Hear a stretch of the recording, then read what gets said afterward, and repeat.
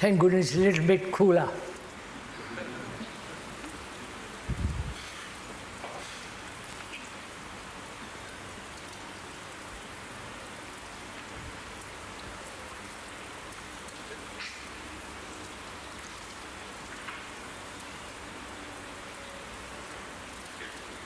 May we continue with what we were talking about the day before yesterday.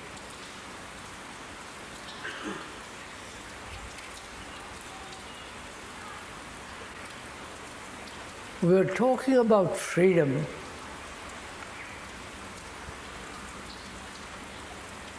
and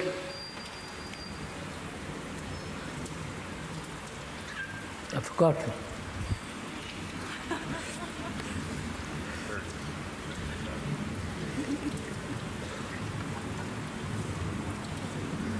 Mi dica per favore. Cosa avevamo detto l'ultima volta? We're talking about freedom and energy and time, I think.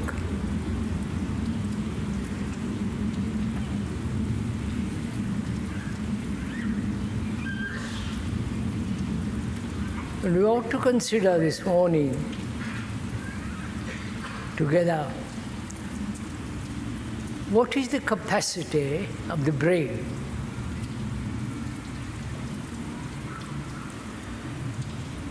that is inside the skull. And that brain is very carefully protected. Various layers of bone, air, more bone, and then water. And so it's very carefully protected. The speaker is not a specialist on brain, thank God. But one has observed how the brain operates for oneself. The brain has extraordinary capacity. As is shown in how it has developed in the technological world. They are doing incredible things in the field of technology.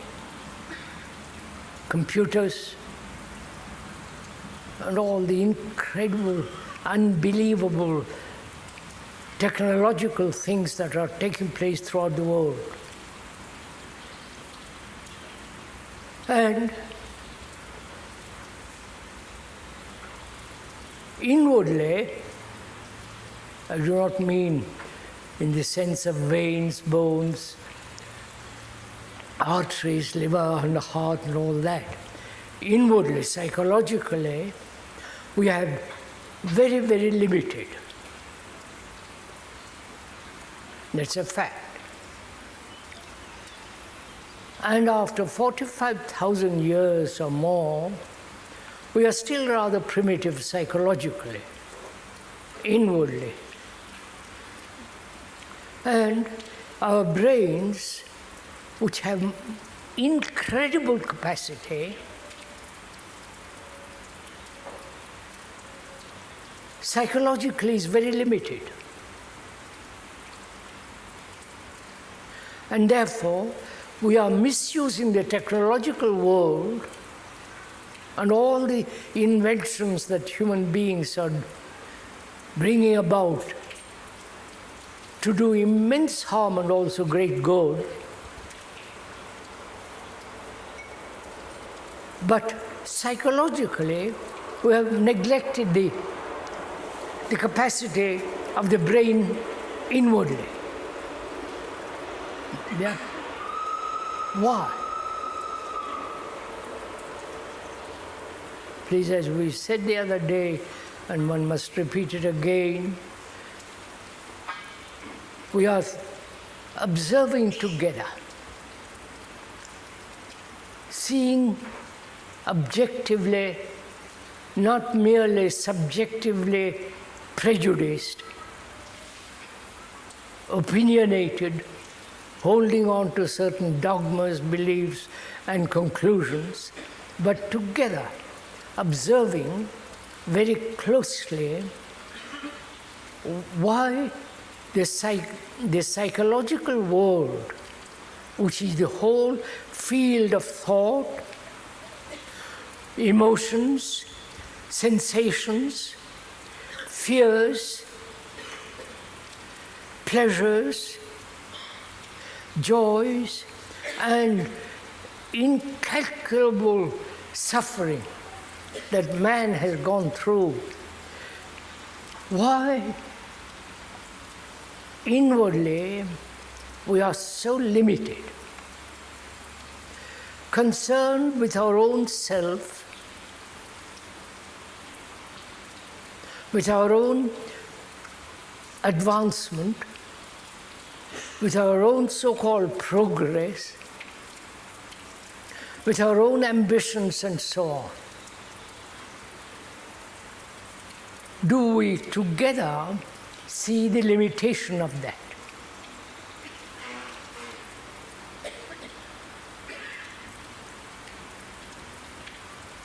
Please, I'm asking this question. Let's consider it together. The area of psychology, psyche, is in the field of thought, and all the projections of thought has put forward images, imagination, symbols, mythology, and the various hurts human beings have received from childhood, fears which man has borne for 45,000 years,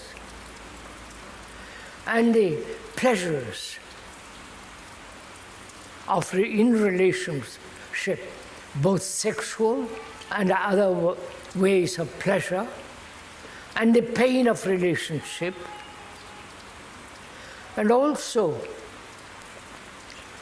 the not only personal suffering, but suffering of humanity.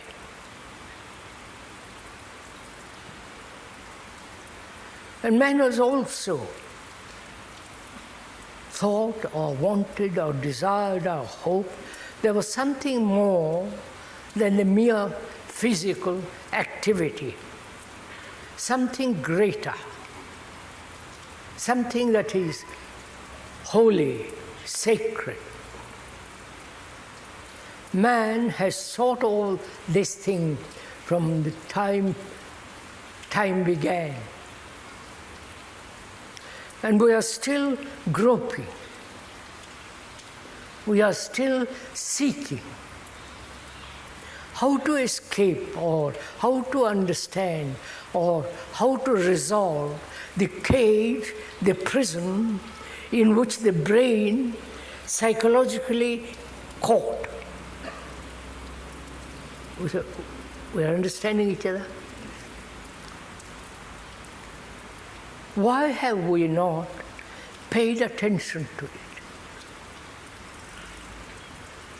Why have we not broken the limitation and find out the extraordinary capacity inwardly of the brain? You know, why? Is it that we have always sought security?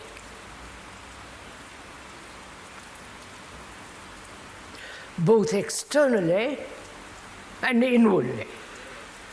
Because security is necessary.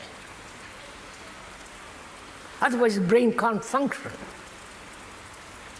And it's excellent. Right? So, physically, externally, we have found some kind of security. Security in the family,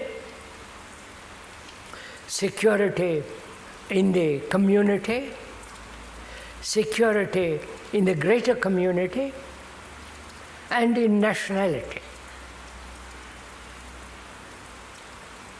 There have been physical, psychological security we have sought, which is obvious fact, because if we are haven't had our breakfast, or have no food and no clothes, we can't possibly think very, very clearly, act impersonally. So security physically is necessary.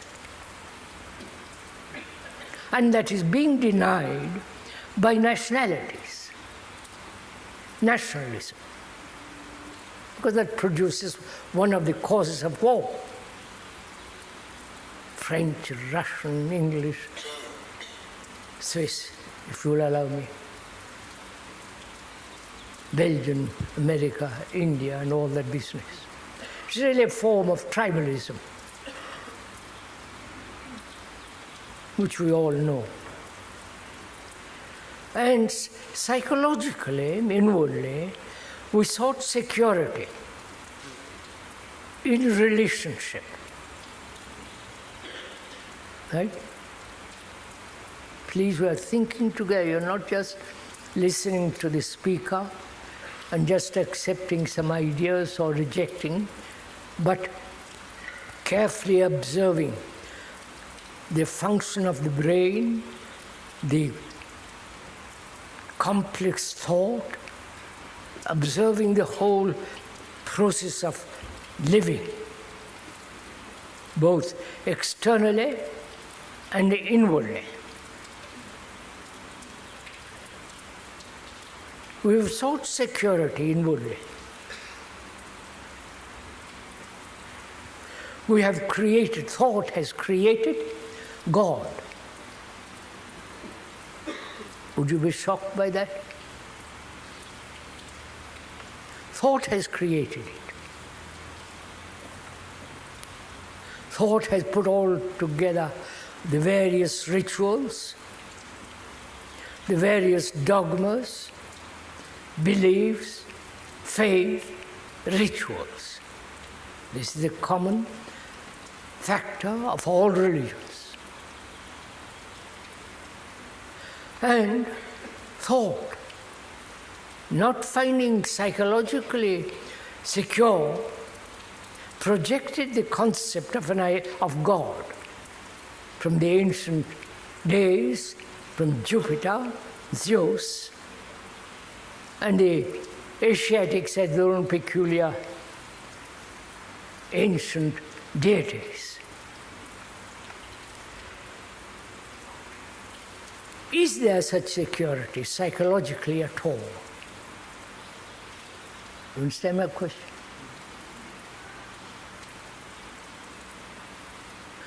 One follows another, especially in the so-called, which the speaker doesn't like that word, spiritual.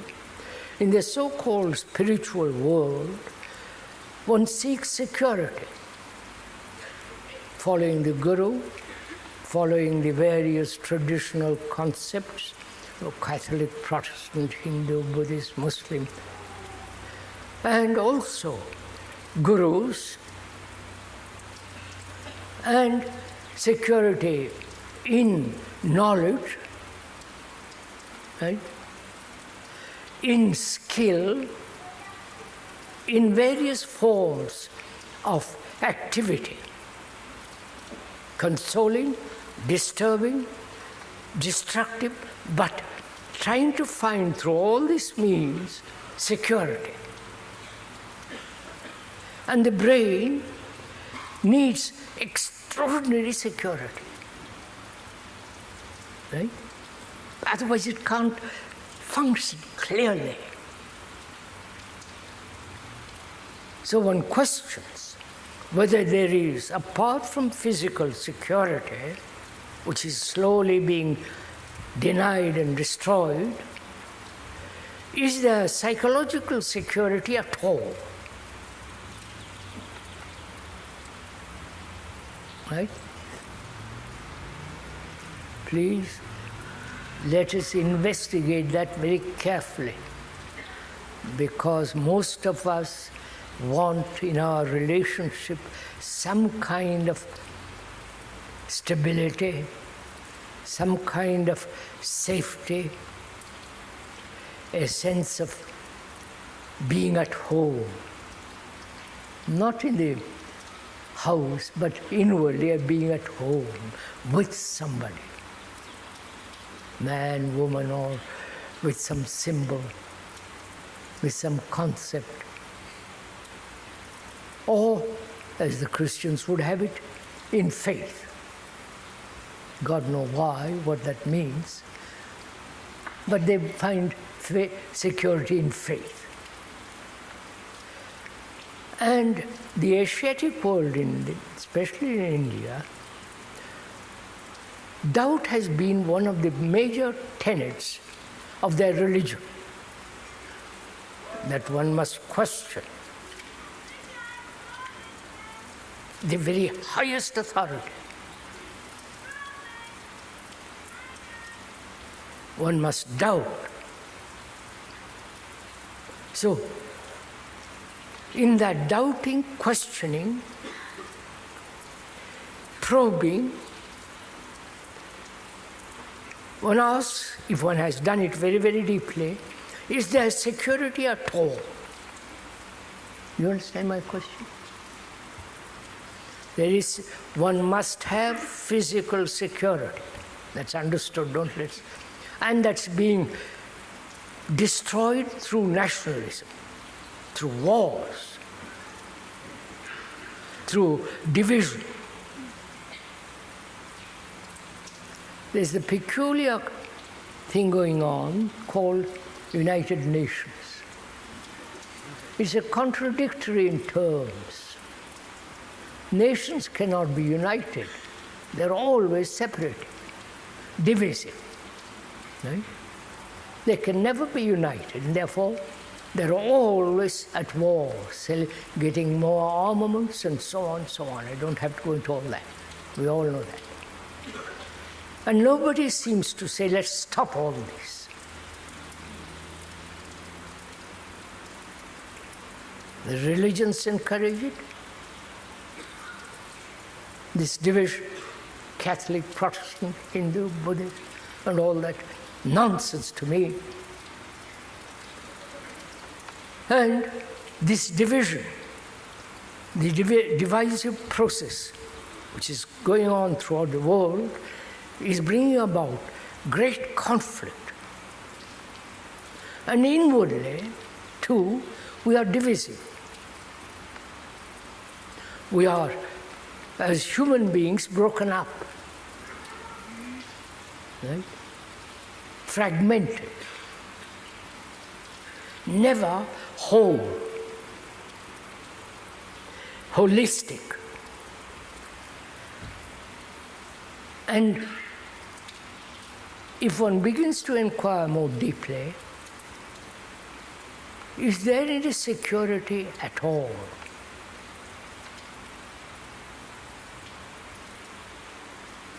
One tries to find security in relationship. Let's look at that word, relationship. What is relationship? To be related to be in contact with, to have a communication with another so complete that there is no divisive process going on. You understand? What is this relationship which brings, as is observed with almost everyone all throughout the world, it is a constant conflict. Would I be right in saying that to the married people and the unmarried people? I'm glad speaker is glad we all agree about that. at least. And why is there this division? The brain is seeking security, and yet that very brain is creating division. You follow?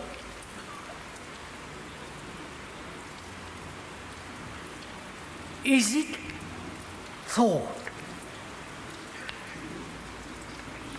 Is thought creating the division in relationship?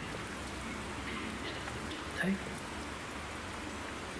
Then we have to inquire very deeply into what is thought.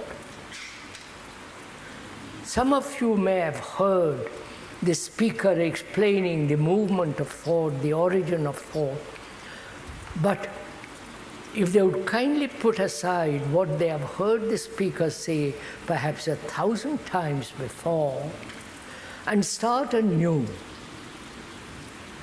what is the origin of thought? Thought has created the most marvelous world in the technologically, right? The incredible things thought has done in the world of medicine, surgery, in homeopathy, all right, in producing instruments of war, and so on, the computer. We'll talk about the computer a little later. Great fun, that.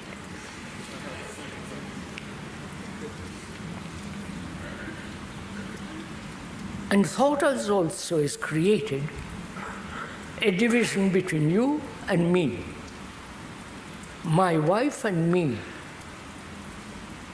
This whole process of division is going on throughout life.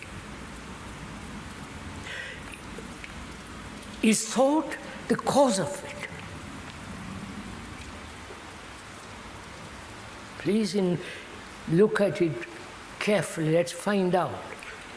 If thought is the cause of this divisive process, then we'll have to ask a question which is much more serious, whether thought can ever function in one area completely, in the physical world, in the daily world, but completely end in the psychological world. You understand what I'm saying? We're going to find out. Let's go slowly at it. Thought is functioning when I learn a language, when one learns various skills, when skis, right? Constructing various ships, and thought is very active there.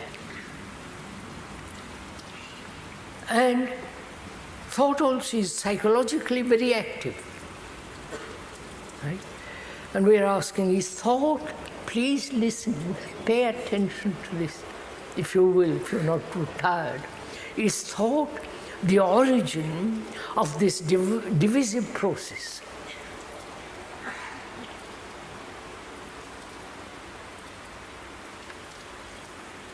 Christian God, the Hindu God, the Muslim God, and so on, so on, so on.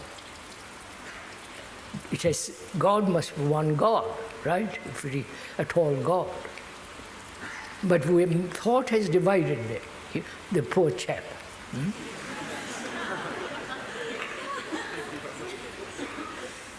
So, let's inquire very carefully, what is thought? Why thought plays such an extraordinary part in our life? And what is thinking, which is same as thought? What is thinking?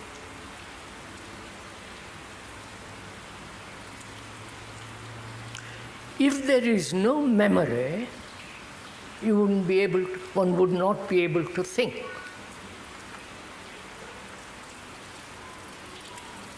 Clear? That would be a state of amnesia. So, if memory is necessary for thought,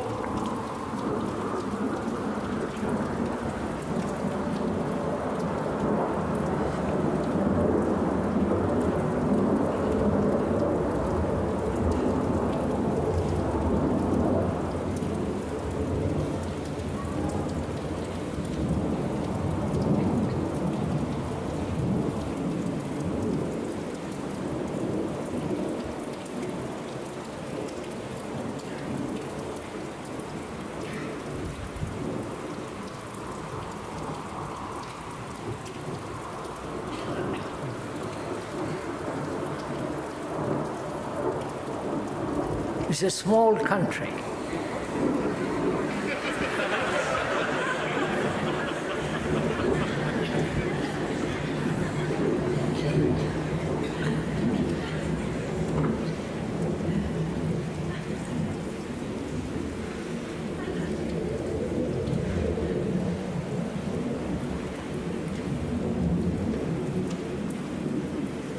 Thought is the response of memory.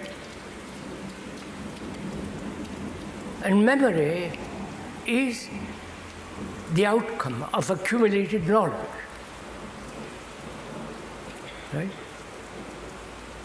Knowledge is gathered through experience. Right?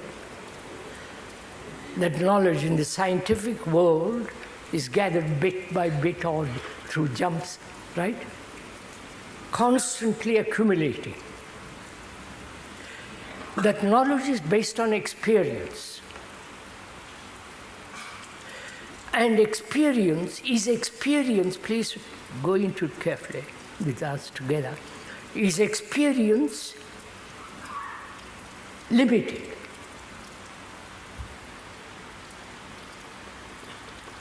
Right? Can there be ever complete experience?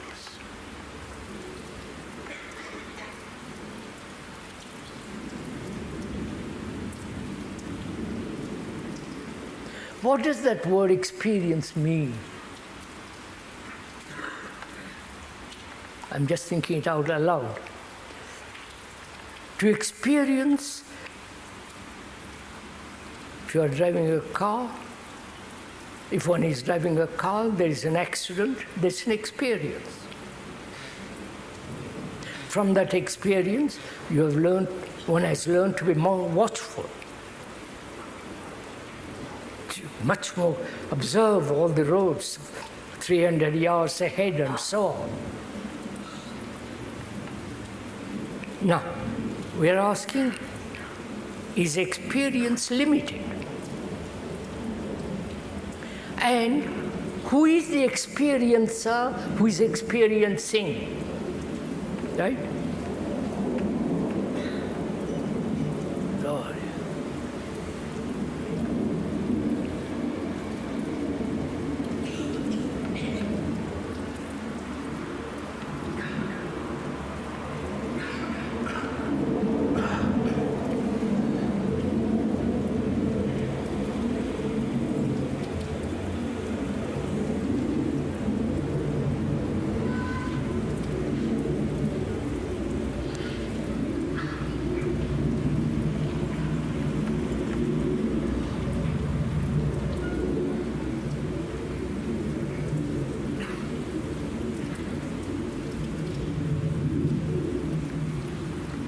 It's rather important to ask this question. We all want to experience. When you are young, sexual experience. As you get older, religious experiences. And ultimately the experience of illumination, or whatever you like to call it. Now, who is the experiencer? Who is experiencing? Right? You follow the question?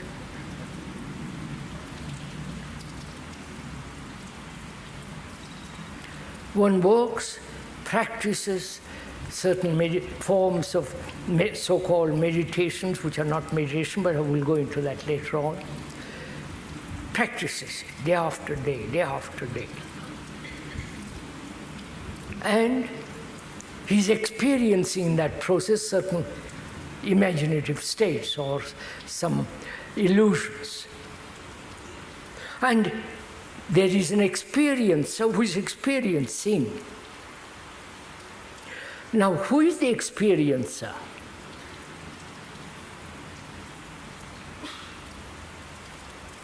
Is the experiencer different from the experience he is going to have? Okay. You understood my question? I want to experience, if one wants, I'll keep to myself. If I want to experience God or that state of holiness, I'm not belittling it, I'm not being cynical. That God, that concept of illumination, thought has projected it, right? And I want to experience that which has thought put forward. See what is happening? I project something and then experience that something. Right? Is this clear? That is, I project some imaginary deity and I practice to achieve or experience that state of deity which thought has invented. So I must be very clear, who is the experiencer? Right? Surely the experiencer is all the accumulated memories, right? Accumulated knowledge. And when he experiences something, either he must recognize it or it's no experience. If he recognizes, he already knows. You understand all this? So, thus, experience becomes very, very limited. Right? Look in the in the scientific world, knowledge is added bit by bit, right? Or during the last 100 years, it's jumped. But it's still limited. Therefore, there can never be complete experience. Because the experience is always limited. Clear? Do we understand? It's not verbal explanation, but the fact,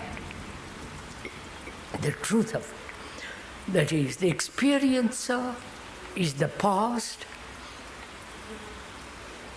and that experiencer, when he has experience of any kind, must recognize it as something which he's experiencing, which means he already knows that which has happened before, right? So experience is always limited. Whether the experience of God, the experience of a particular Christian deity or symbol or person, or in the Asiatic world with their deities, any kind of experience, scientific, psychological, must always be limited. That's clear. Therefore, knowledge is always limited, whether now or in the future. Right? Then, if you observe it, it's so clear. So thought and memory are limited. So thought, being limited, must be divisive. Anything that is limited must be separative, right? If I'm thinking about myself, my progress, my ambition, my achievement, how marvelous I am, how stupid I am, and so on, thinking about myself is a very small affair. But that small affair can be extended. Say, I'm thinking about university. Universal is still limited, right? So thought, whatever it does in any field, both in the technological world or in the psychological world, must be limited. Therefore, its action will always be limited, right? It becomes rather. So what is the relationship of thought to time? Right? Are you asking this question? I'm asking. We said time is the past, the future, and the present, contained in the now. Right? Is that clear? Thought and time is the past memories, past knowledge, past experiences stored up in the brain as memory. And the future is projected from that memory. And that future is now. Right? Is that clear? No, I'm afraid not.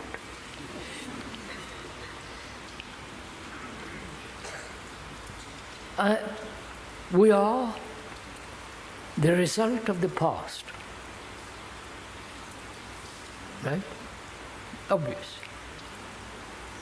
Both biologically, which through long period of evolution, and psychologically, all the accumulated memories we have, right? So, the past is the memory, or the memories, right? And the future is projected from the past memory. So the future is already the past, because it's part of the future, part of the past. The future is part of the past. Right? Clear? No, I'm okay. No?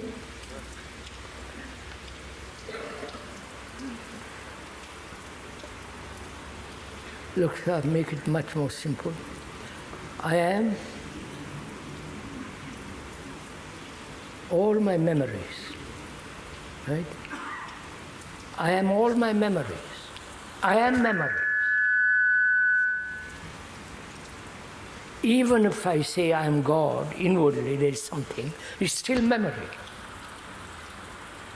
So my whole being is memory. I know this, you will refute it or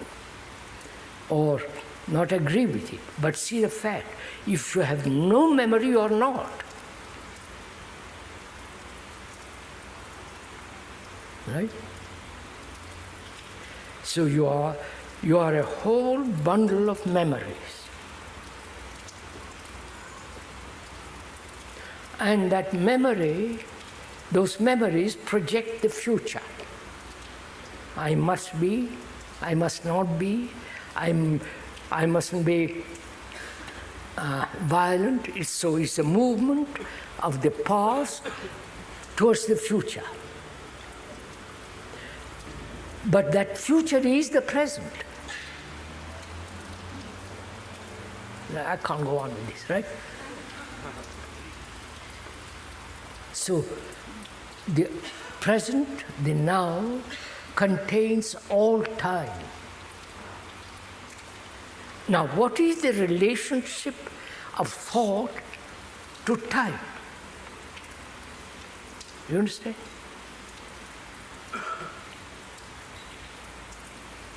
It is necessary to use our brains, not just go to sleep and somebody tell you all about it. We are both of us are active, exercising the capacity of our brain. And we are asking a question. We have explained very carefully to each other what time is. The whole movement of time is in the now. And we have also explained the nature of thought. What is the relationship of thought to time? Is it very complex? Are they not both the same? So, thought is time. Which is, I need time to have knowledge, experience. So, time and thought are together. They are not separate movements. Right? Do we see this as a fact, not as an idea explained by some person? Do we see it as a fact? Not make an abstraction of what you have from the fact into an idea and pursue the idea. Is that correct? Are we putting too much in one talk? Topic.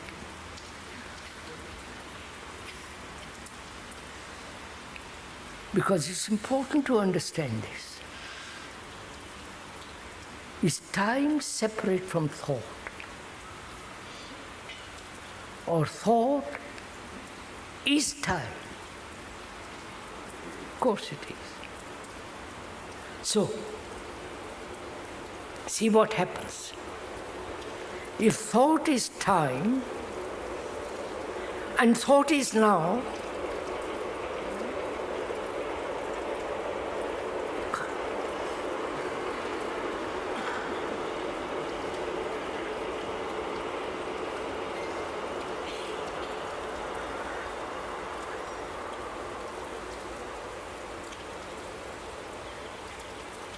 if thought is time, and we said thought is time, right? Then what is relationship? You understand?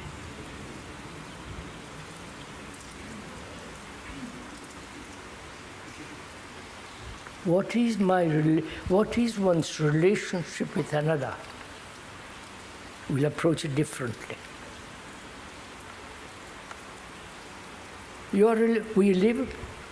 Life is relationship. Without relationship, there is no life. Relationship to the earth, to the water, to everything, to nature, to all the things of the earth. We are related to it.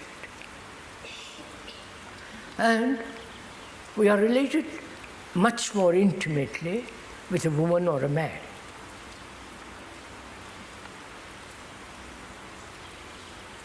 And in that relationship, there's conflict, right?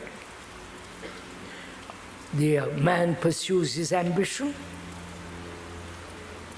He pursues his fulfillment, sexually and other ways. And the woman does the same, right?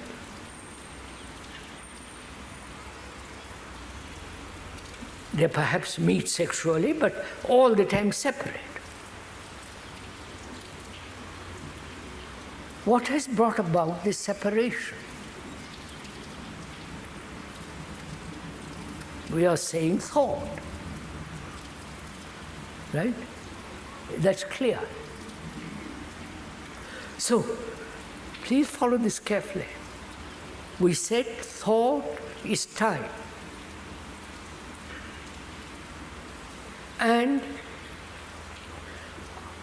this division between man, woman, and so on is brought about by thought, not love. So one has to go into the question, so much into the question, what is love?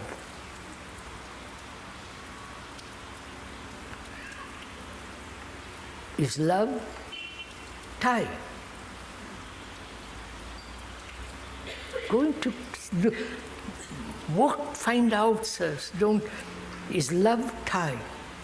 Is love thought?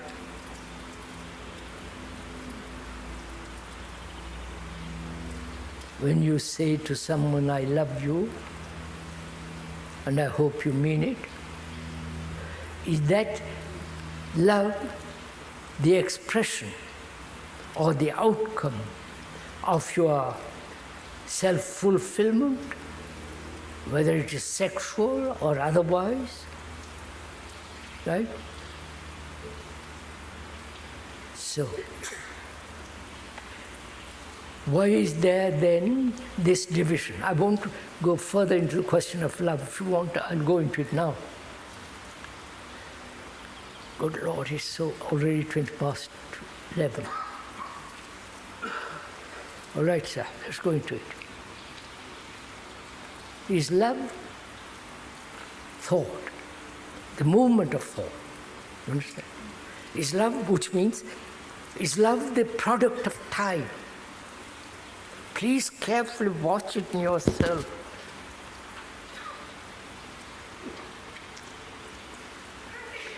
Or is love pleasure?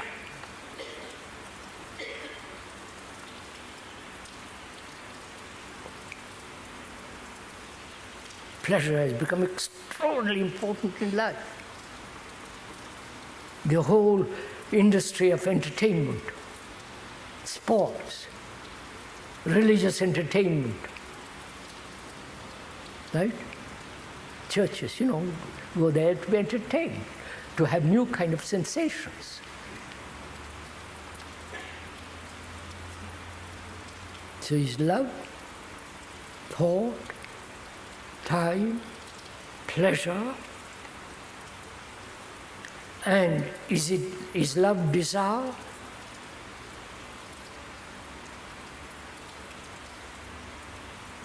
Has love a place, has thought a place in love? So, go on.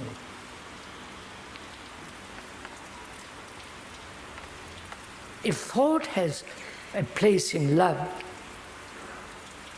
then that love is limited. And that which is limited must create conflict.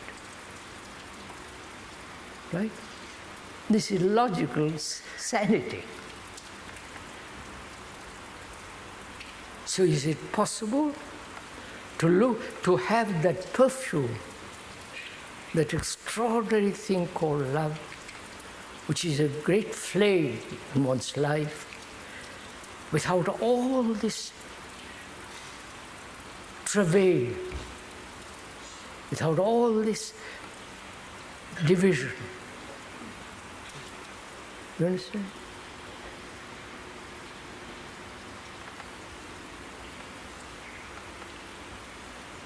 That means one has to understand very, very deeply, or perceive instantly, the nature of thought, time, pleasure, and desire. Right? They're all interrelated, they're not separate things. Thought, time, pleasure, desire of one, they're interrelated. Right? So, to capture that perfume and to For it to abide all one's life without any division, one must understand desire, right?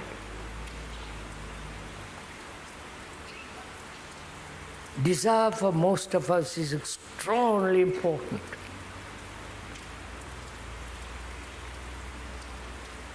Desire for God, desire for new house, desire for somebody with whom we can get on better, desire for more wealth, desire for greater peace, desire, that which is burning in all of us furiously.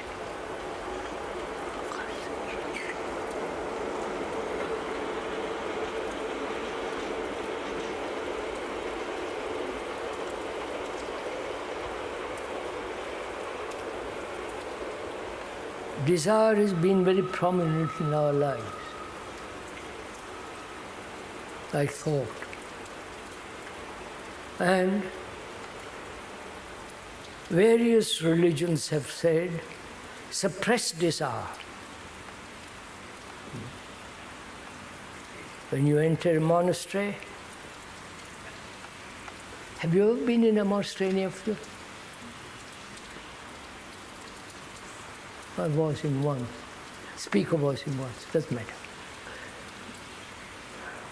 There, in the monasteries, and in the monks who are wandering the earth without any organization,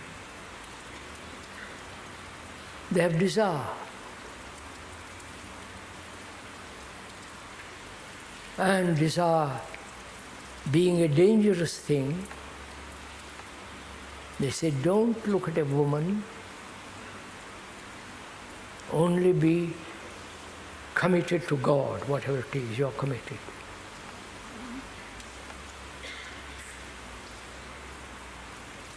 And man has always tried to suppress, control, shape desire. Right?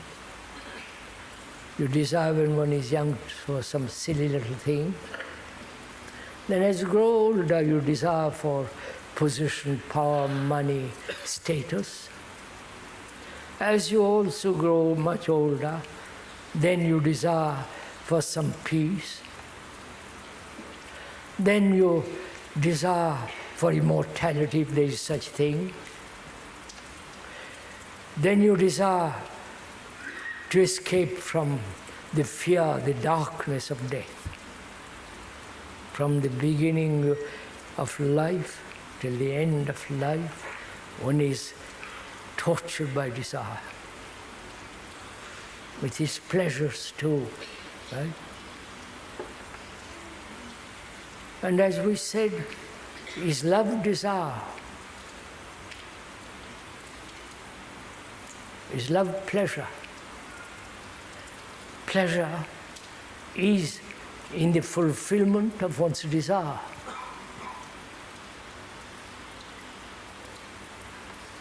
I desire a car.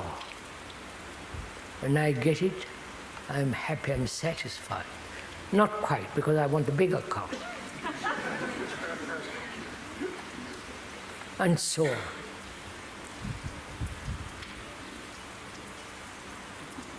Desire in its fulfillment brings satisfaction. From that satisfaction, gratification, there's great sense of pleasure, right? And we have done everything conceivable, either to express fully our desires, which is called freedom, or go to the other extreme, suppress desires. This has been the constant movement of man, both in the so-called spiritual world and in the in the exterior world. The expansion and the contraction of desire.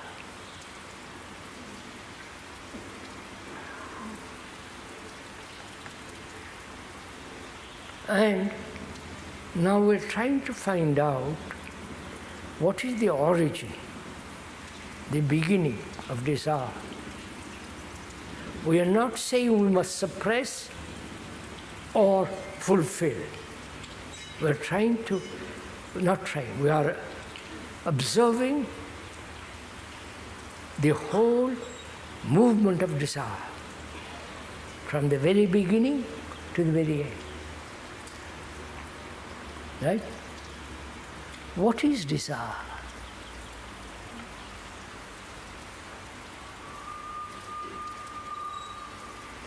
I hear that train going by, and I want to listen to what you are saying. I desire for that train to move quickly, not make all that row. Right? That is, the hearing of the noise, the sensation from that noise, then from that sensation, the desire saying, please, I wish the train wouldn't go by so often. There it is.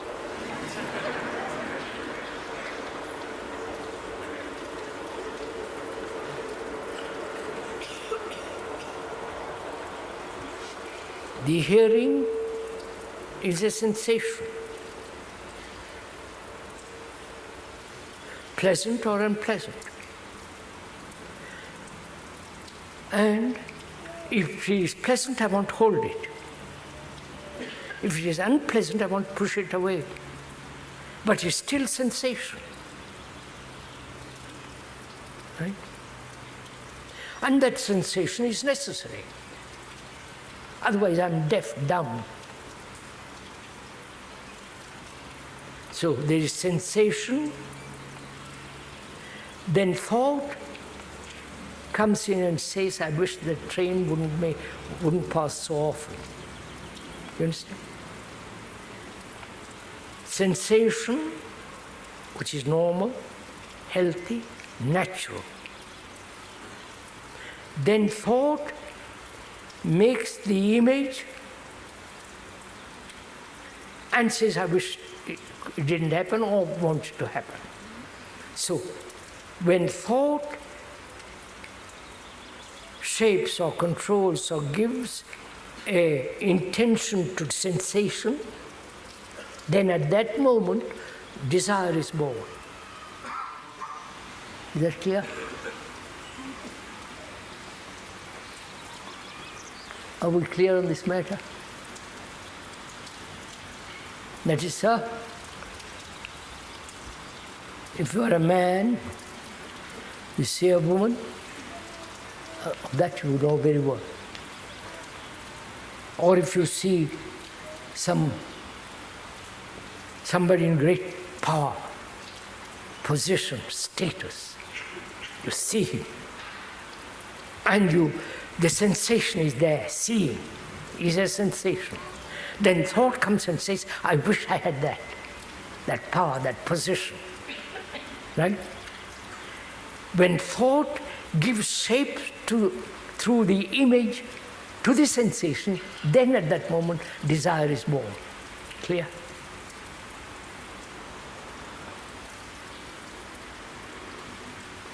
Now,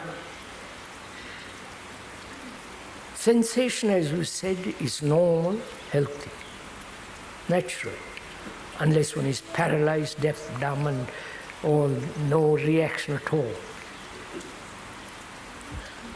Now that is normal. Then thought comes instantly, gives a shape to that sensation, at that moment desire.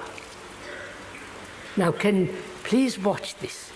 Can sensation And can thought be slow and not capture the sensation? You understand my question?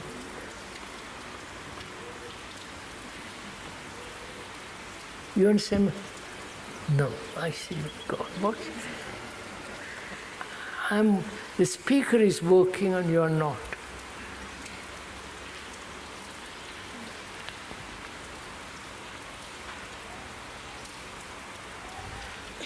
So I go to a museum, which I have done rarely, because the Museum of the Woods is much more beautiful mountain than any museum in the world. You go to a museum and see a picture, marvelous picture,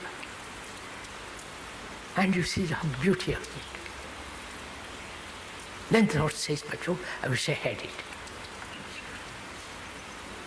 I like it in my room where there's some space. I like to hang it there and look at it every day. So the seeing of that picture is normal. But when thought enters into it, desire is born to possess it. Now, can the sensation and thought be kept apart for a while? You understand my question? There you need tremendous alertness.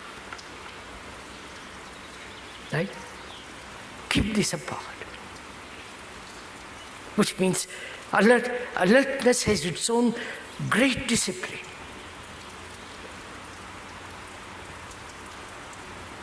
Not the discipline of conformity, of obedience, of following, practicing, but that seeing sensation is necessary, is normal, and desire is the movement of thought. To keep these two apart.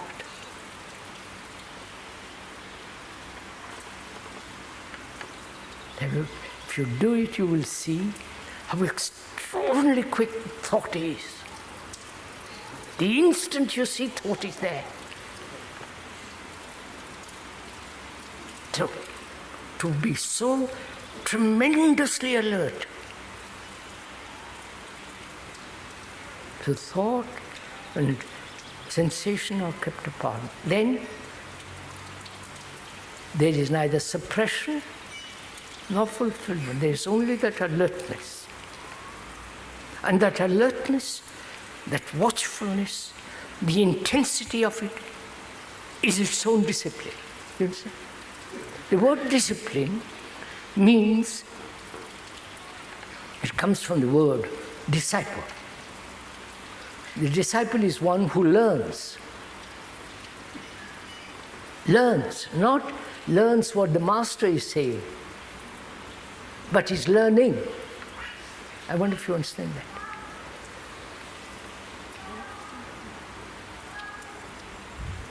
We consider learning. Do you want to go into all this? I'll go on, it's up to you. Learning is an extraordinary faculty. Not the accumulation of knowledge only. Understand? You go to school, college, university, if you're one, or in a factory, there you're accumulating knowledge. And also, you're accumulating knowledge about yourself. When you say, I have memory, that you have learned that. And you repeat that. Right? But learning is something totally different. There is never a moment where you're stuck. It's always moving.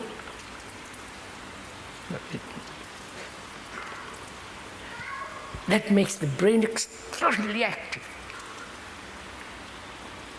Knowledge may be the most destructive thing in relationship.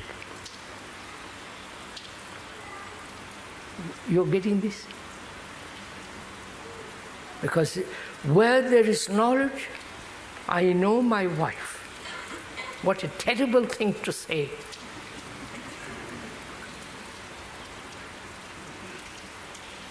When you say that, which means you have come to a conclusion.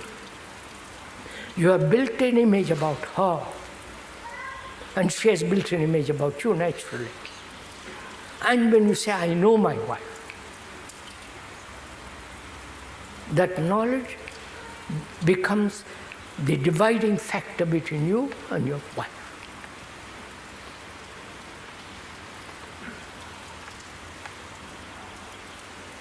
So that evokes a very fundamental question.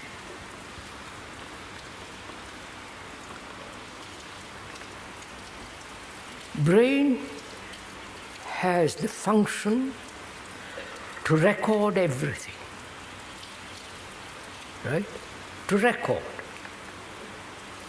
You are sitting there, the speaker is sitting up here, only for convenience, not for authority. The platform doesn't give him authority. I must tell you a story, rather amusing. We were in India, in Bombay. Some disciples of a guru came to see us. He said, you must meet him. He's an extraordinary man. He has achieved. He wants you to come to him. We urge you to come to him. We said, I'm so sorry, I don't go out for chasing gurus. I was more polite. And after 3 or 4 days, they persuaded the guru to come. And we happened to be sitting on a mattress about 2 inches thick, not 50 centimeters or less than that. And when he came in, we got up naturally and offered him the mattress.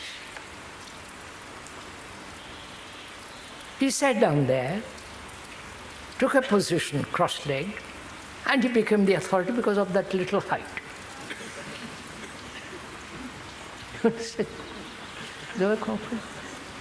That's life.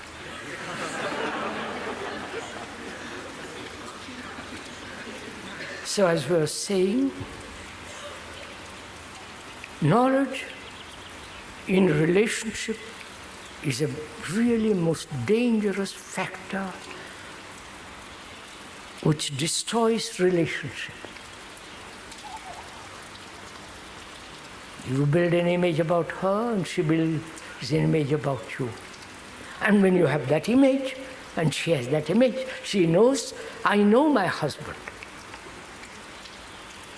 And you repeat too, I know my wife.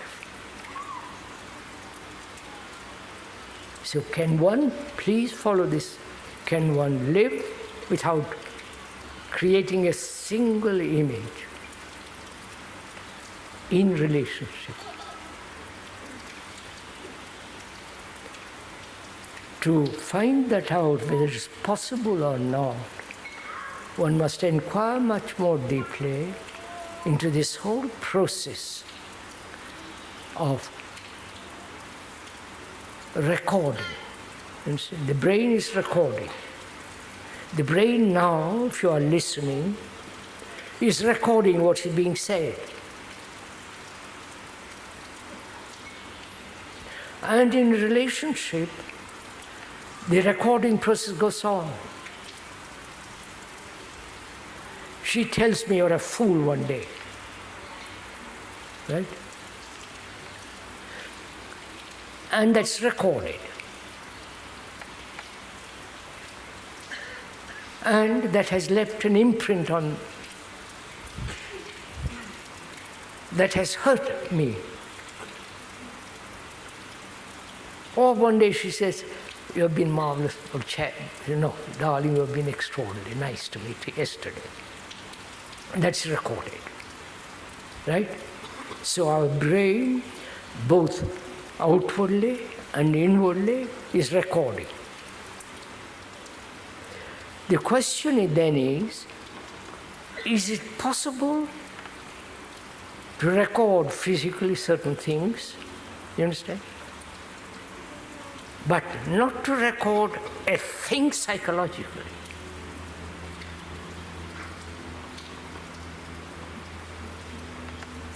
That is, when one's wife says you are a beastly man, not to record it. And when she says, you have been awfully kind to me yesterday, or you gave me such pleasure, not to record. You follow? So that the brain is recording when necessary, physical, daily life, and inwardly, psychologically, never to record.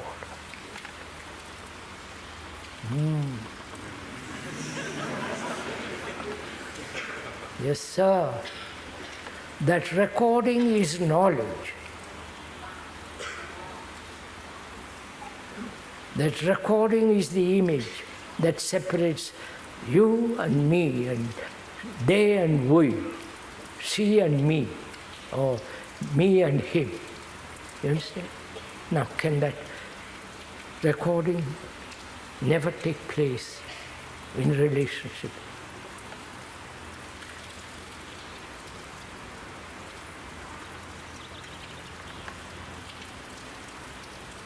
Sir, it's time to stop. But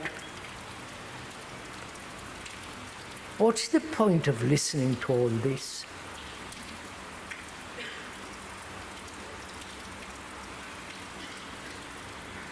What do you learn from all this? You hear and go away and repeat the old pattern. Now, what's the value of listening? Either you listen with intensity, with passion to find out, to live a different kind of life. You may have done wrong things before. You may have done some harm to another. The remorse, the guilt, and all the rest of it. It's gone. Not live with it.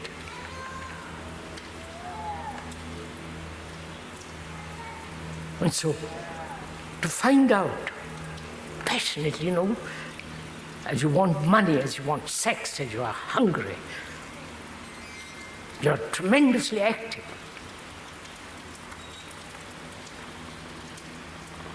To find out for yourself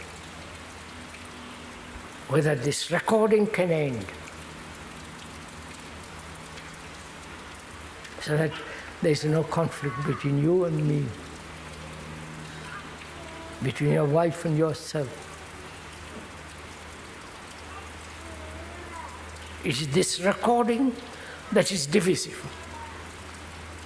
The recording is the me, is the self.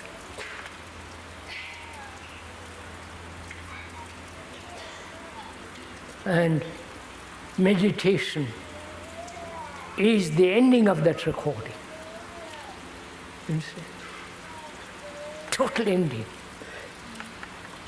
Not sitting cross-legged and closed eyes and doing some kind of tricks. That's all nonsense. This requires enormous energy, passion, and which brings its own tremendous discipline, which means learning.